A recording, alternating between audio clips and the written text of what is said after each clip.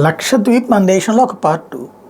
విదేశాలకు కాదయ్యా ఇక్కడే తిరగండి అని చెప్పారు. ఇక్కడే కాదు, మొన్న ఒకసారి గుర్తుకు తెచ్చుకోండి, అయోధ్యకు వెళ్ళినప్పుడు కానీ లేకపోతే అంతకుముందు కూడా మోడీ ఏమని చెప్తున్నారు, మనం ఇతర దేశాలకు పోతున్నాం పర్యటన కోసం, పర్యాటకం మన భారతదేశంలో అద్భుతంగా ఉంది, ఇక్కడ తిరగండి అని చెప్తున్నారు. ఏంటి దాని వెనకాల ఉన్న ఉద్దేశం? ఆయన మా బీజేపీ పాలిత రాష్ట్రాలే తిరగమంటలేదు, ఇండియా మొత్తం తిరగమంటున్నారు. ఎందుకని?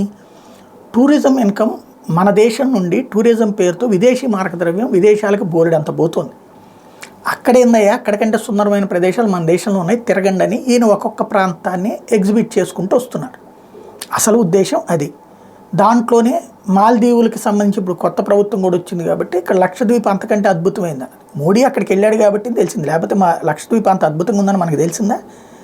అది చూపించారు. ఇప్పుడు దాని మీద అడ్డకోలుగా కారుకోతలు కాస్తూ మాల్దీవులు మంత్రులు చేసినటువంటి వ్యాఖ్యల నేపథ్యంలో కీలక పరిణామాలు చోటు చేసుకుని, ఒకటి, మోడీ మీద విమర్శల ప్రభావం మాల్దీవ్ పర్యాటక రంగం మీద తీవ్రంగా పడుతుంది. భారత పర్యాటకులు ఇప్పటికీ 8,000 పైచీలకు హోటల్ బుకింగ్లు, 2,500కు పైగా విమాన టికెట్లు రద్దు చేసుకున్నట్టు తేలింది. మాల్దీవుల్లో ఇటీవల ఎన్నికల్లో అధికారంలోకి వచ్చిన మయుగ్నుకి చైనా అనుకూలుడిగా, భారత వ్యతిరేకంగా పేరుంది. చైనాతో బంధాన్ని బలోపేతం చేసుకునేందుకు జనవరి 8 నుంచి 4 రోజుల పాటు అక్కడ పర్యటన కూడా చేపడుతున్నారు. ఇంకోవైపున వచ్చేటప్పటికి సెలబ్రిటీలు కూడా పెద్ద ఎత్తున వ్యతిరేకత వ్యక్తం చేస్తున్నారు. మంత్రులు నోటి దురుసుని క్రికెటర్ సచిన్ టెండూల్కర్, బాలీవుడ్ నటులు అక్షయ్ కుమార్, సల్మాన్ ఖాన్, జాన్ అబ్రహాం, శ్రద్ధా కపూర్ తదితరులు తీవ్రంగా తప్పుపట్టారు. ఈ మేరకు సోషల్ మీడియాలో పోస్టులు చేసి వారి విద్వేష వ్యాఖ్యలు ఆశ్చర్యం కలిగించాయని అక్షయ్ అన్నారు.